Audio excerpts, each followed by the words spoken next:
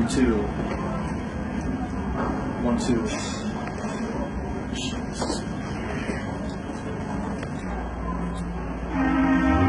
This is Choose for 101 WRIF. I'm here in New York City on New Year's Eve. I want to thank Marilyn Manson Interscope Records and of course 101 WRIF for sending me here. I have the lead singer for Marilyn Manson, the Reverend Manson. Is that correct? So, are you a real reverend or a self-proclaimed reverend? Neither. Somebody else decided. Okay, you just accepted that. So, how did the idea for makeup come about? We're generally very ugly human beings, and we like to make ourselves look even uglier, so we use cosmetics. Cosmetic terrorists. Cosmetic terrorists, I like that. All right, now let's talk about your latest record on Interscope. How did you get hooked up with Trent Reznor, the frontman for 9 Inch Nails? I originally, about 5 years ago, called a male escort service, and he was the person that came by and talking to me about music instead of performing oral sex, which I asked for. So then that's the real reason, or you just messing with me? No, that's what. Okay, how was the label treatment of Interscope? Good. We have to. We had Tony Wiggins, who sings track 13, tried to kill somebody from Interscope Records. So we had trouble putting out our EP at first until he apologized to him. Now I understand that there's an edition of the record that was not released because of some bad tracks or some stuff that was not appropriate for the record label. Can you tell me about that? It's Tony Wiggins.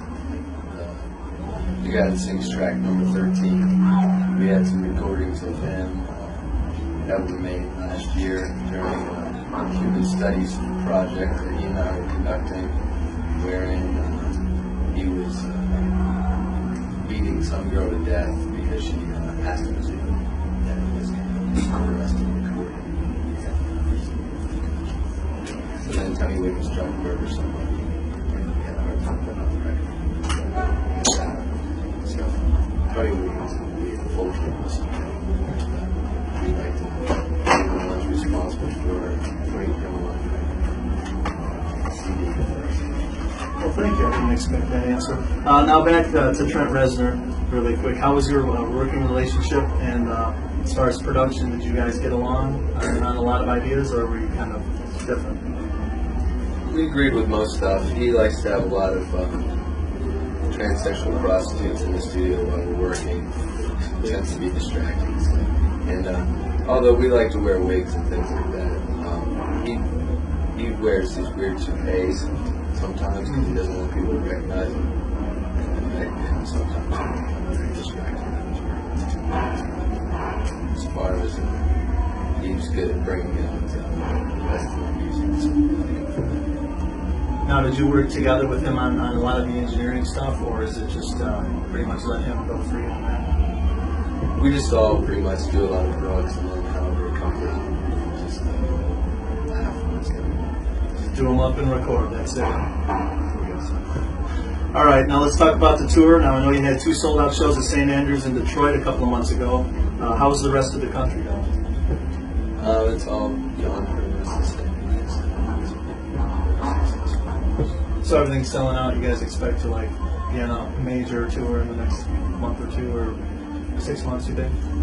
We're getting ready to record a new record in a month or 2. Now, who's going to produce that? Probably me and Trent. Okay, where would you like to play? Right here. New York City, New Year's Eve. Okay, what do you got special planned for New Year's Eve? Well, it's starting tomorrow to be against the wall again to burn the American flag. So, if you can't kill the president, I don't know, we're going to have to do something. So let me ask you, You might set the building on fire. You might set the building on fire. Okay, final question of the night. What is your New Year's resolution? Rehab is for quitters.